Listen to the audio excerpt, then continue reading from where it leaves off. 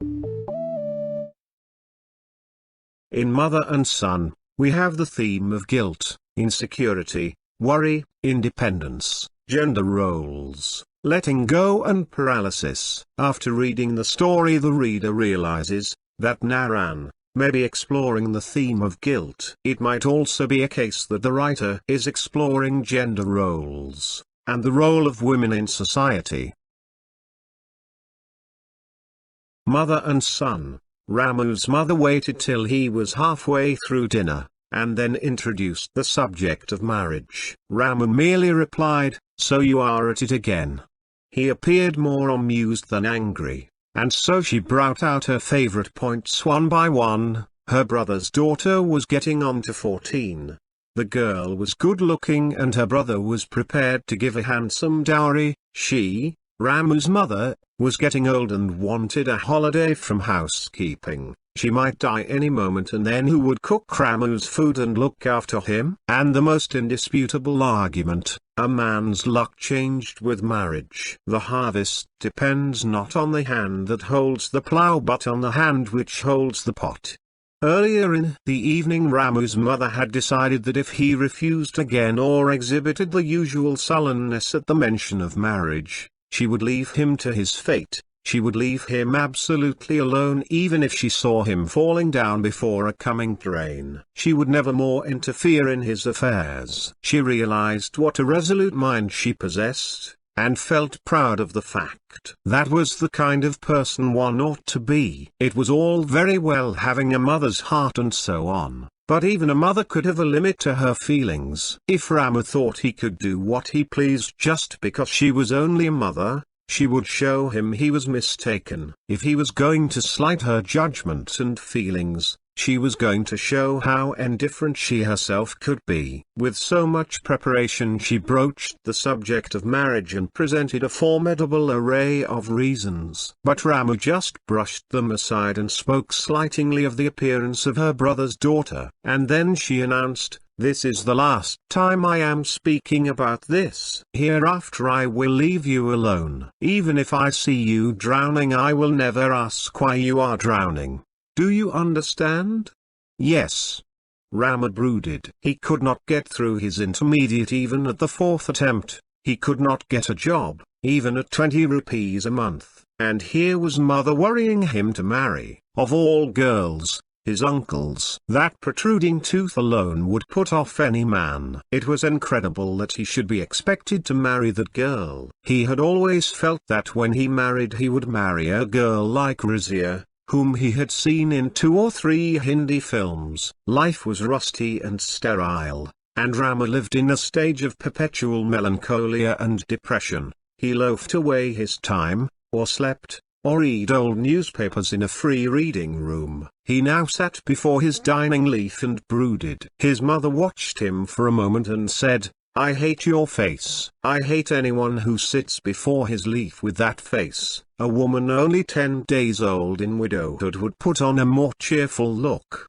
"You are saying all sorts of things because I refuse to marry your brother's daughter," he replied. "What do I care? She is a fortunate girl and will get a really decent husband." Ramu's mother hated him for his sullenness. It was this gloomy look that she hated in people. It was unbearable. She spoke for a few minutes, and he asked, "When are you going to shut up?" "My life is nearly over," said the mother. "You will see me shutting up once and for all very soon." "Don't be impatient. You ask me to shut up. Has it come to this?" "Well, I only asked you to give me some time to eat." "Oh, yes, you will have it soon, my boy. When I am gone you will have plenty of time, my boy." Ramu did not reply. He ate his food in silence. "I only want you to look a little more human when you eat," she said. "How is it possible with this food?" asked Ramu. "What do you say?" screamed the mother. "If you are so fastidious, work and earn like all men. Throw down the money and demand what you want. Don't command when you are a pauper." When the meal was over, Ramu was seen putting on his sandals. "Where are you going?"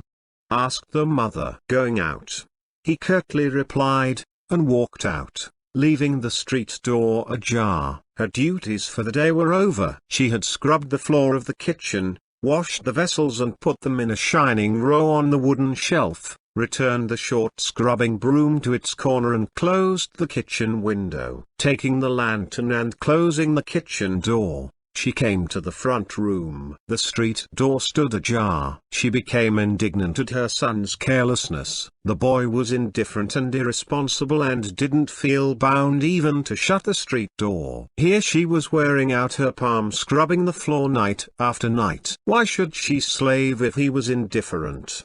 He was old enough to realize his responsibilities in life. She took out her small wooden box and put into her mouth a clove, a cardamom and a piece of areca nut. Chewing these, she felt more at peace with life. She shut the door without bolting it and lay down to sleep. Where could Rama have gone? She began to feel uneasy. She rolled her mat, went out, spread it on the pillow and lay down. She muttered to herself the holy name of Sri Rama in order to keep out disturbing thoughts. She went on whispering, Sita Rama Rama.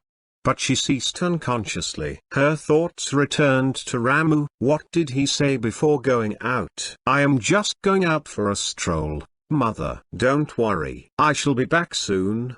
No. It was not that. Not he. Why was the boy so secretive about his movements? That was impudent and exasperating. But, she told herself, she deserved no better treatment with that terrible temper and cutting tongue of hers. There was no doubt that she had conducted herself abominably during the meal. All her life this had been her worst failing, this tendency, while in a temper, to talk without restraint. She even felt that her husband would have lived for a few more years if she had spoken to him less. Rama had said something about the food. She would include more vegetables and cook better from tomorrow. Poor boy. She fell asleep. Somewhere a gong sounded 1, and she woke up. 1 o'clock.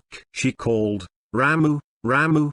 She did not dare to contemplate what he might have done with himself. Gradually she came to believe that her words during the meal had driven him to suicide. She sat up and wept. She was working herself up to a hysterical pitch. When she closed her eyes to press out the gathering tears, the vision of her son's body floating in Kirkanahalli tank came before her. His striped shirt and mildoti were sodden and clung close to his body. His sandals were left on one of the tank steps. His face was bloated beyond all recognition. She screamed aloud and jumped down from the raised platform. She ran along the whole length of Old Agrua Street. It was deserted. Electric lights twinkled here and there. Far away a tonga was rattling on, the tonga driver's song faintly disturbing the silence.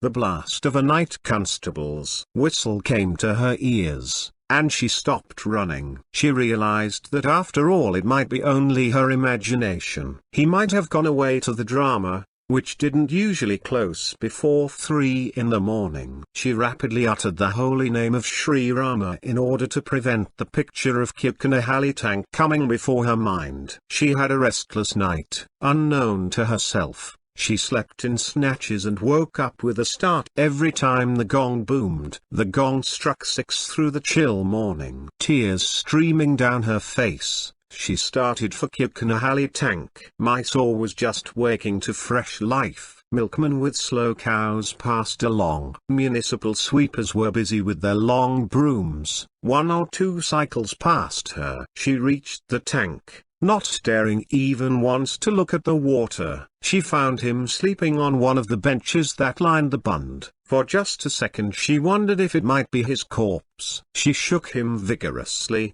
crying Ranmu. She heaved a tremendous sigh of relief when he stirred. He sat up, rubbing his eyes. Why are you here, mother? What a place to sleep in. Oh, I just fell asleep, he said. Come home, she said. She walked on and he followed her. She saw him going down the tank steps. Where are you going?